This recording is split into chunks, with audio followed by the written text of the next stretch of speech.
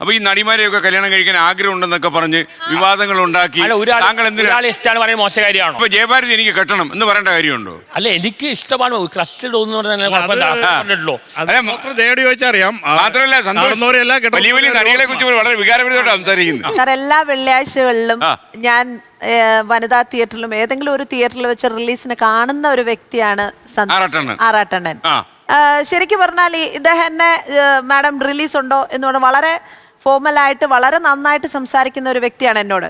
അപ്പം റിലീസ് ഉണ്ട്, ടിക്കറ്റ് എന്നോട് ചോദിക്കാറില്ല. ഇല്ല, ഞാൻ ടിക്കറ്റ് പൈസ കൊടുത്തെടുക്കുന്നതായിട്ടാണ് എനിക്ക് അനുഭവം.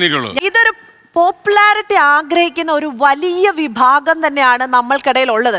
ഈ പോപ്പുലാരിറ്റിക്ക് വേണ്ടിയിട്ടാണ് ഇവർ വീഡിയോ ഉണ്ടാക്കുന്നത്, ഈ പോപ്പുലാരിറ്റിക്ക് വേണ്ടിയിട്ടാണ് ഇവർ നെഗറ്റീവ് ഇടുന്നത്.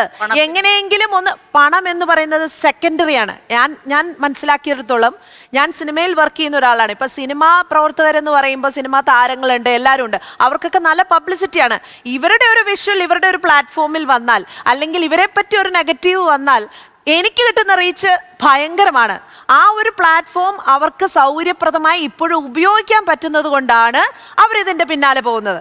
പക്ഷേ ഇങ്ങനെ പോകുന്ന ആൾക്കാര്, ഞങ്ങള് സിനിമാക്കാര് വളരെ പോസിറ്റീവായിട്ട് ഉപയോഗിക്കുന്ന ആൾക്കാരാണ്. ഞങ്ങള് ഡിജിറ്റൽ മീഡിയ നന്നായി കൈകാര്യം ചെയ്യുന്ന അല്ലെങ്കിൽ അതിന്റെ പോസിറ്റീവ് സൈഡ്സ് നന്നായി കൈകാര്യം ചെയ്യുന്ന ആൾക്കാരാണ്. അതുകൊണ്ട് എനിക്കൊരിക്കലും ഡിജിറ്റൽ മീഡിയ ആൾക്കാരെ കുറ്റം പറയാൻ പറ്റില്ല. പക്ഷേ അവരിൽ നിയന്ത്രണം വേണം എന്നുള്ള കാര്യത്തിൽ ഞങ്ങൾ ആക്ഷൻ എടുത്തവരുമാണ്.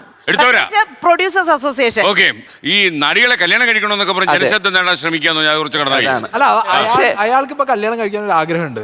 അയാൾ കല്യാണം കഴിഞ്ഞ ഒരു സ്ത്രീ അല്ല കല്യാണം കഴിക്കണം എന്ന് പറയുന്നത്, കല്യാണം കഴിക്കാത്ത ഒരു നടിയാണ് കല്യാണം കഴിക്കണം എന്ന് പറയുന്നത്. അതാണല്ലേ ഇതൊരു തെറ്റാണോ? അത് തെറ്റൊന്നുമില്ല. കാണുന്ന എല്ലാ ഓരോ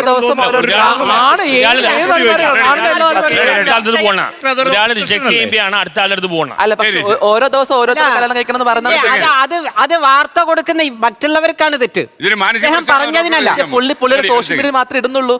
അല്ല, അതല്ല ഇദ്ദേഹം പറയുന്നതിനല്ല, അത്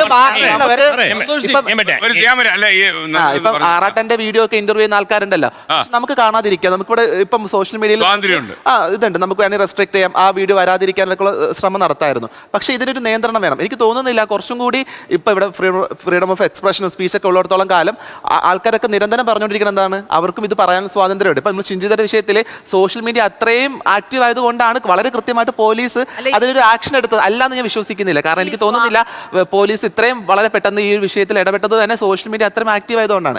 പക്ഷെ അങ്ങനെ ഒരു സാധ്യത കൂടി നമ്മൾ പരിഗണിക്കണം എന്നുള്ളത്. കാരണം സോഷ്യൽ മീഡിയ വഴി നമുക്കൊരു നിയമപരമായിട്ടൊരു സംവിധാനത്തിൽ നിയമപരമായിട്ട് എന്തെങ്കിലും വിഷയത്തിൽ കുറച്ചും കൂടി ഒരു പ്രോത്സാഹനം കൊടുക്കാൻ സാധിക്കും.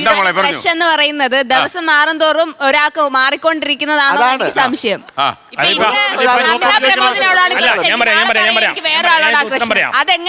ഞാൻ ഉത്തരം പറയാം.